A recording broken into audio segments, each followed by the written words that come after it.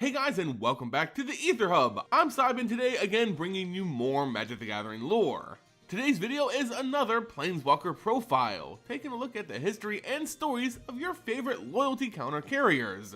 Rather than looking at some bygone Planeswalker of the past, let's examine a more recent bygone character, the bull-headed pirate Angrath of Ixalan. So obviously Angrath is a Minotaur and a Planeswalker, certainly something we don't see every day. Though I say Angrath is of Ixalan, that only means he was featured in that plane storyline. He's actually not native to the plane at all. His home plane is still a mystery, we never really find out where he's from, so all we have is that he did a lot of stuff on Ixalan.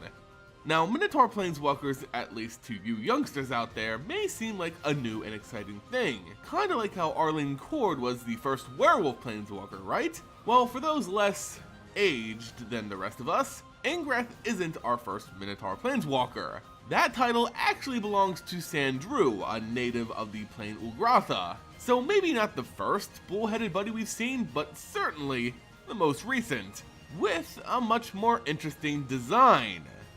Now back to the story of Angrath. So Angrath can basically be attributed to three different personality traits. He's a family man, explorer/adventurer, and he's got a pretty fiery temper.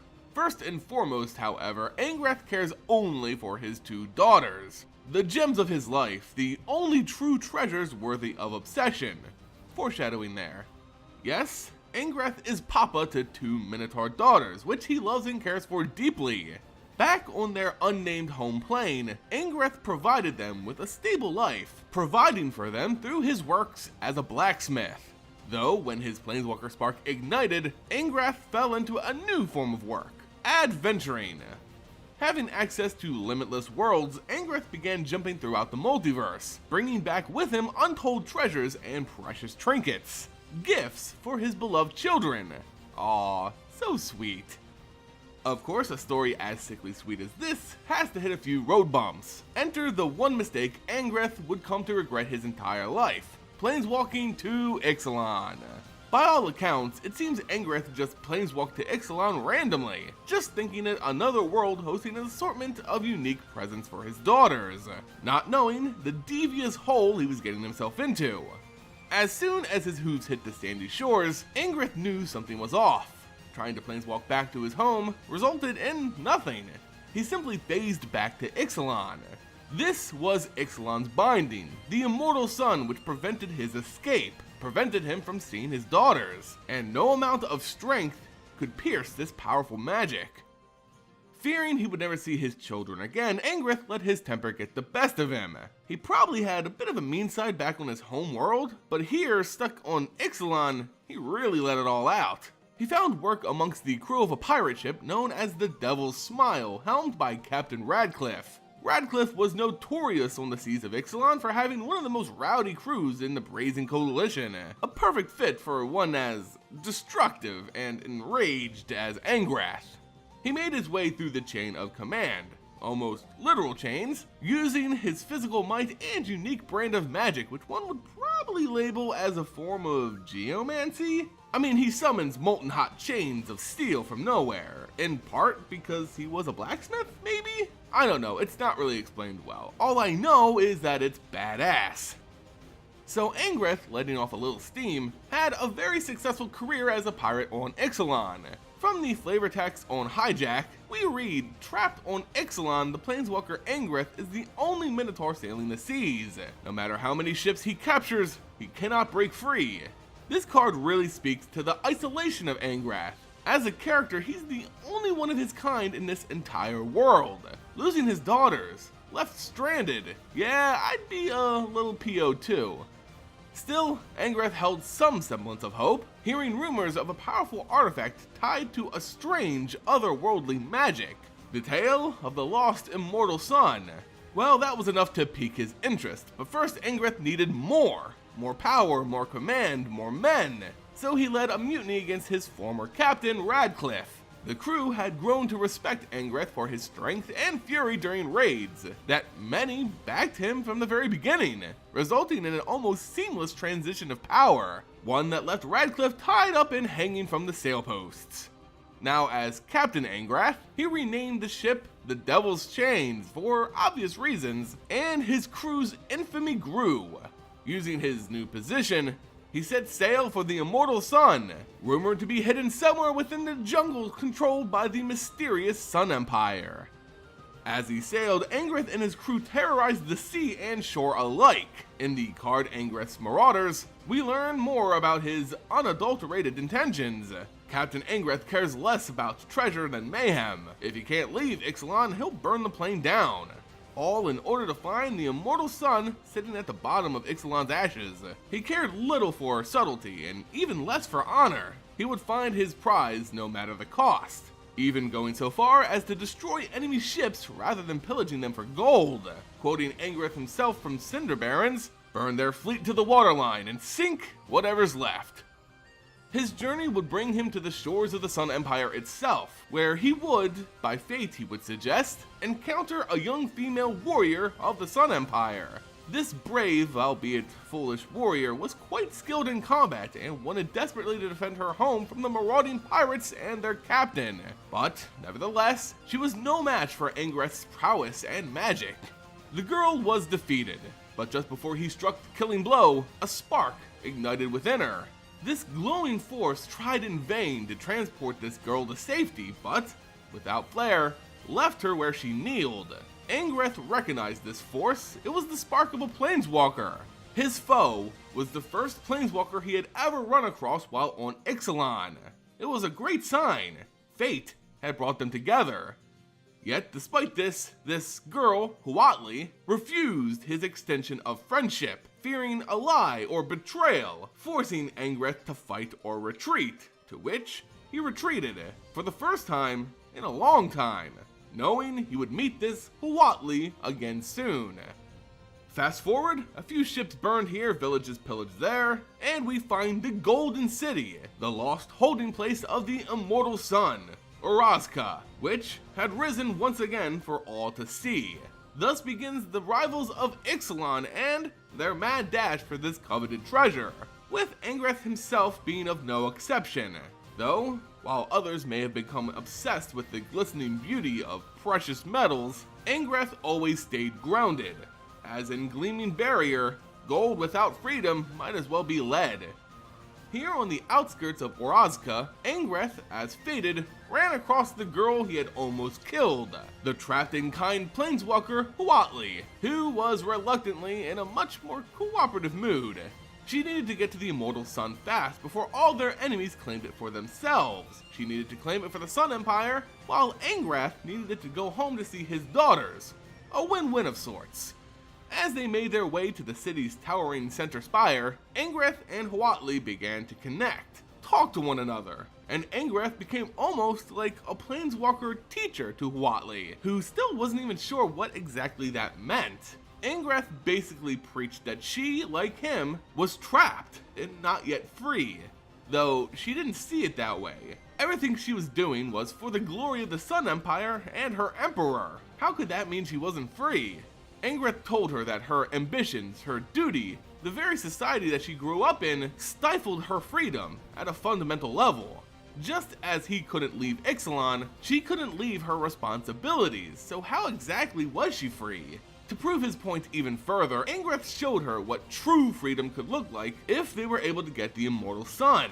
Angrath opens a portal, weak and unstable, more of a window than the doorway he would typically use to planeswalk. It showed Huatli a different world, a snowy mountaintop like she had never seen before. This was truly another world. It was a plane known as Keldheim, a plane Angrath had visited once before and conveniently was close to Ixalan itself. The portal did two things. It caused Huatli to think deeper about herself and her status, and it proved the Immortal Sun was at least nearby, as they were still unable to planeswalk, but the barrier magic was getting stronger.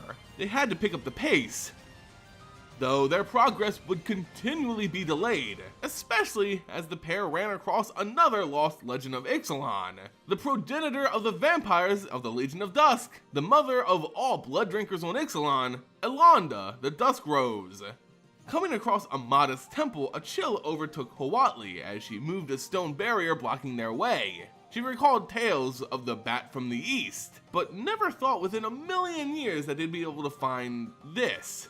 Ilanda had awakened along with the city itself, re-emerging from her long, self-induced slumber. It was the presence of this historically important figure, a legend, a leader of their enemies, that Huatli decided to speak her mind. Well, as you'd expect, things got a little heated, with the vampires being bloodthirsty conquerors and all, and their mother just standing there, taking a verbal smackdown by Huatli. Huatli learned quite a bit from her conversation with Ilanda, but Angrath wasn't happy with any of it. To him, this was all meaningless in comparison to obtaining the Immortal Sun and gaining his freedom. He had tired of this nonsense, and as Ilanda flew off, he attacked Huatli with his fiery chains in scorn for slowing him down and ran off without her once again. Huatli gave chase. She, along with a leader of the River Heralds, the merfolk tribe of Ixalan, Tishana, finally came across Angrath and taught him a lesson in humility. Huatli used her unique magic to command and call dinosaurs, the gigantic native beasts of Ixalan, and encouraged one to, well, step on Angrath. He was after the Immortal Sun for his own purpose, while Huatli and Tishana needed it for theirs. So Angrath, angrily, was forced to sit by as his only means of escape left him under a ton of meaty mass, all the while cursing Huatli. But, you know, he ain't gonna stay stuck for long. After some heavy lifting, Angrath chased his frenemies back to the tower where he suspected the Immortal Sun was being kept. Surely enough, in the crowded room, he found Huatli, the merfolk Tishana, some rowdy-looking pirates not of his crew, and a couple vampires all squabbling over his freedom. With a roar, he plowed through the heavy doors of the spire, throwing a large, charred head at Huatli's feet. It was her precious summoned dinosaur. I mean, how else did she expect Angrath was gonna free himself, right? Regardless, she took this killing poorly, calling Angrath awful. But they weren't the only opponents fighting for the Immortal Sun. There was a pirate goblin clawing at the face of a vampire. Angrath's hot chains wrapped around the goblin, burning and ripping him off of his target, picking a fight with Angrath instead. I'm not sure if you know about the goblins of Ixalan, but yeah, it wasn't a fair fight for this little guy.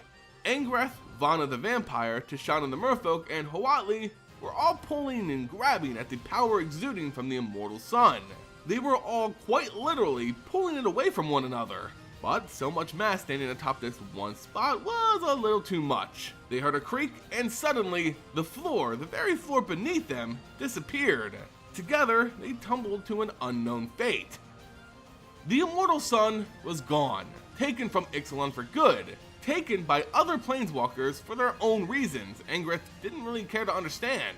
With its power fading, its veil lifting, Angrath could feel the pull of his home, his daughters he hadn't seen in 13 years, given gifts to in 13 years. Now, ready to leave Ixalan, he would bring them the greatest gift of all, a returning father. But first, he had some final, unfettered words for the plane that had been in his prison for so long, and it would become one of the most epic rants in all of MTG history.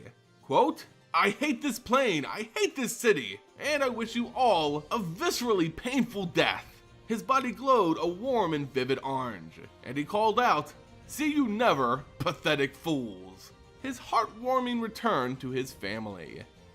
Now that Angrath's story has ended, we must think towards this character's future. What does MTG have in store for Angrath? Well, I'd argue, not much. You guys know I hate throwaway planeswalkers, but sadly, despite being really cool looking, Angrath may just fall within that category. Think about it. We learned almost nothing about his past, and his motivations throughout Ixalan's story didn't go beyond just returning home. Not a lot of character development there. We don't even know where he comes from, although we have confirmed that it is a plane that we haven't visited yet, and it isn't the plane he showed Huatli, Keldheim.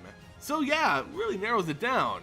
All we know is that he's from a plane with dragons, because when he first saw dinosaurs, he mistakenly called them dragons, as referenced on the card Dragon Skull Summit. And really, he didn't really have to come from a plane with dragons, he's just had to visit planes with dragons on them at one point.